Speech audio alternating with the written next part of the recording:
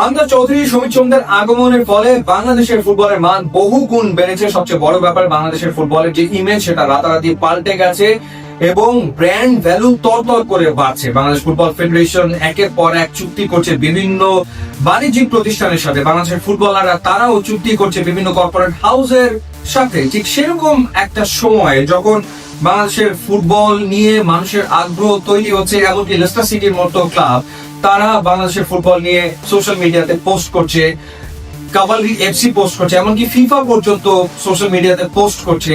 ঠিক সেই সময় বছরের শেষে এসে এক অদ্ভুত এবং বিব্রতকর বাস্তবতার মুখোমুখি হতে হয়েছে এদেশের ফুটবলকে। কারণ আয়োজন করা হয়েছে লাতিন বাংলা সুপার কাপ নামের অদ্ভুত এক টুর্নামেন্ট, যেখানে আমন্ত্রণ জানিয়ে আনানো হয়েছে ব্রাজিল এবং আর্জেন্টিনার দুটো বয়সভিত্তিক দলকে, এবং এই সাথে বাংলাদেশের একটা দল এই টুর্নামেন্টে পার্টিসিপেট করছিল।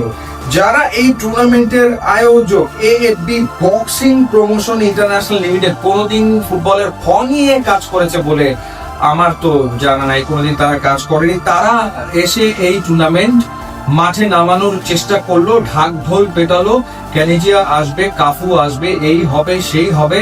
এবং আমরা দেখলাম যে খেলা যখন চলছে তখন লেখা Bangladesh versus Brazil, Bangladesh versus Argentina, এরকম ভাবে তারা আসলে ম্যাচকে প্রমোট করার চেষ্টা করলো।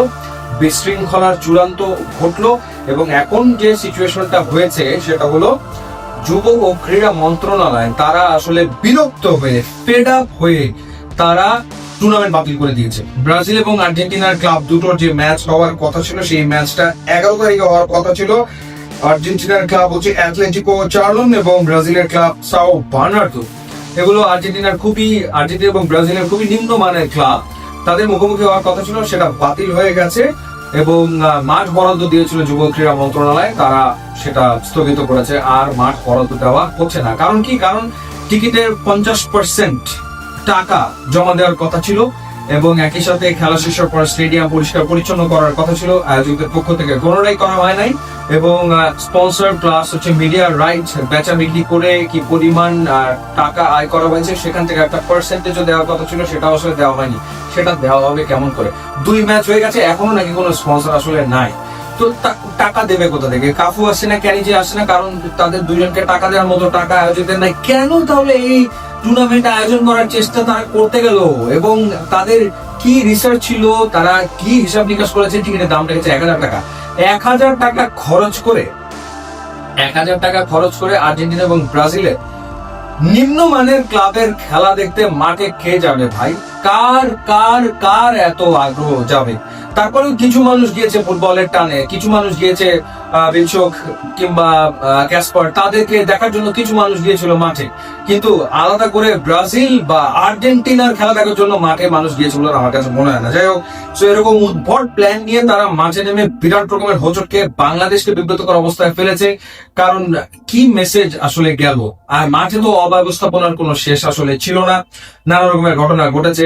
বাংলাদেশের ফুটবলারদের যে ব্যবহার ছিল সেটাও প্রশ্নবিদ্ধ ছিল। আর্জেন্টিনার ক্লাবটার সাথে তারা খেলেছে যখন at the end of the day তারা অতিথি হয়ে খেলতে এসছে এখানে, এবং এটা এমন কোনো টুর্নামেন্ট না, তো সেখানে ফুটবলারদের এই ব্যবহার সেটাও আসলে খুবই বিব্রতকর ছিল সামগ্রিক ভাবে।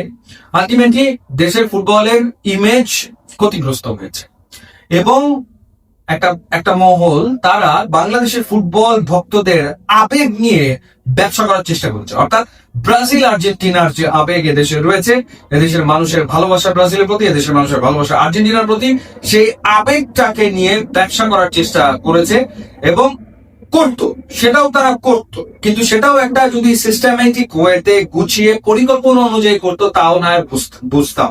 মানে অগোছালোর চূড়ান্ত, খেলা শুরু হতে দেরি, রেফারি মাঠে পৌঁছায় না। এরপরে মূল ব্যাপার যেটা হচ্ছে বাংলাদেশের ফুটবলারদের পারিশ্রমিক কে দেবে? 2 ম্যাচে তারা খেললো, তাদের টাকা দেবে কে? আয়োজকরা বলছে এটা নাকি বাফুফে দেওয়ার কথা। বাফুফে বলেছে লজিস্টিক ছাড়া অন্য কোনো কিছু তাদের প্রোভাইড করার কথাই না। তাহলে টাকা পাবে কোথেকে? এই যে ক্যাসপার, তারপরে এই বিচ্ছক চাকমারা যে খেললো, তারা এখন টাকাটা পাবে কার কাছ থেকে? সেটা নিয়ে এক বিরাট বিরাট প্রশ্ন তো তৈরি হয়েছে যে টাকা কে দেবে তাদেরকে। এরপরে শুনলাম হোটেল বিলও নাকি এখন পর্যন্ত ক্লিয়ার করা হয় নাই এবং এখন উল্টো আয়োজকরা টাকা চাচ্ছে স্পন্সর না পেয়ে তারা এখন উল্টো টাকা চেয়েছিল যুব ক্রীড়া মন্ত্রণালয়ের কাছে, যে তারা টাকা দেবে, সেই টাকা দিয়ে তারা এটা শেষ করবে। এরপর তারা ঘোষণা দিল যে জেমস কনসার্ট করতে আসবে, সেটাও কোনো কিছু হয়নি। মানে এইরকম হাস্যকর, অগোছলো, মিথ্যাচার একটা জাতা পরিস্থিতি তৈরি করা হলো দেশের ফুটবল আঙিনাতে। সবচেয়ে বড় কষ্টের জায়গাটা হচ্ছে ফুটবল আঙিনাতে, যেইখানে হামজা সৌমিত্রা এসে এখানে সম্ভাবনার ফুল ফুটিয়েছে এবং দেশের ফুটবলের ইমেজ উজ্জ্বল হয়েছে, কালারফুল হয়েছে, একটা ভাইব্রেন্ট পরিস্থিতি বিরাজ করছে ওভারঅল দেশের ফুটবলে, ঠিক সেই সময় এরকম একটা কাণ্ড ঘটানো হয়েছে। এর দায় কে নেবে? কে নেবে এর দায়? ইউটিউব এবং ইনস্টাগ্রাম লিঙ্ক আছে, আপনারা যদি দিলে খুবই খুশি হবো। And thanks for watching.